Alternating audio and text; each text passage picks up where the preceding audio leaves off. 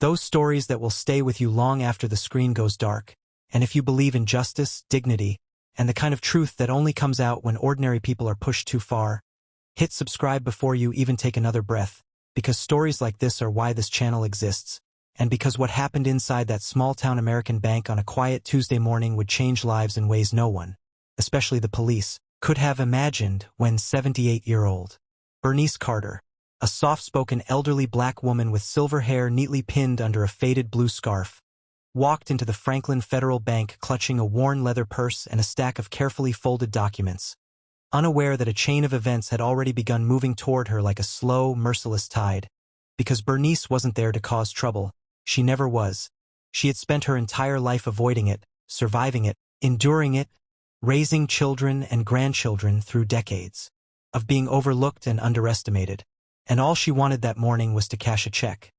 Her late husband's final pension payout, delayed for months. The money she needed to keep her house from being taken after a bank error she didn't understand and no one had explained to her clearly. And as she stepped up to the counter, smiling politely at the young teller who barely looked up, Bernice felt that familiar tightening in her chest.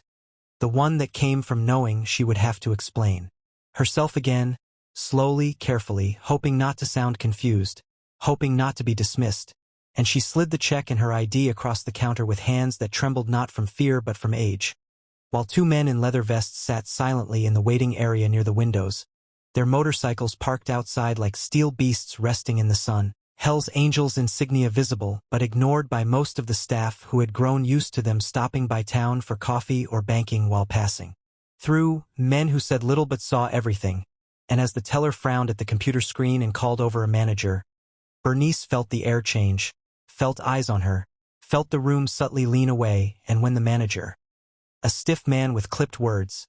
told her there was a problem with the check and that it appeared fraudulent, Bernice's heart skipped, her voice shaking as she explained, again, that it was from the state pension office, that her husband Elijah had worked 37 years as a sanitation worker, that he had died 6 months ago, that she had already spoken to 3 people on the phone.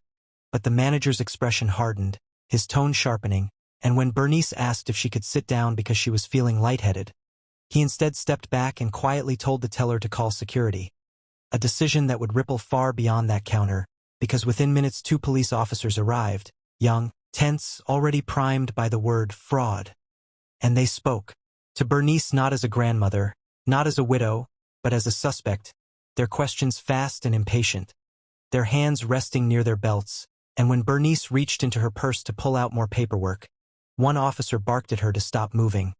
His voice echoing through the bank, and Bernice froze, eyes wide, confusion and humiliation flooding her face as customers stared, and despite her repeated pleas,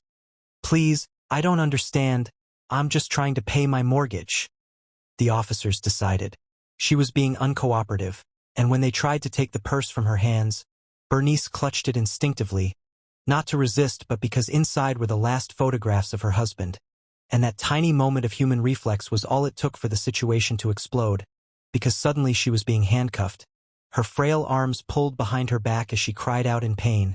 the metal biting into her thin wrists, the sound of the cuffs snapping shut echoing like a gunshot in the stunned silence of the bank, while the manager watched with tight lips and the teller looked away, and outside, through the glass, the 2 Hell's Angels had stood up, their casual posture gone, eyes locked on the scene unfolding inside, because they had seen many things in their lives, violence, crime, chaos, but something about watching an elderly woman being arrested over a check felt wrong in a way that cut through everything, and as Bernice was led past the waiting area, tears streaming down her face, one of the bikers, a grizzled man named Jack who had buried his own mother years earlier, caught her eye, and in that fleeting glance he saw not a criminal but his own mother, scared and confused, and that look. Cops arrest elderly black woman at a bank. Unaware Hell's Angels are watching.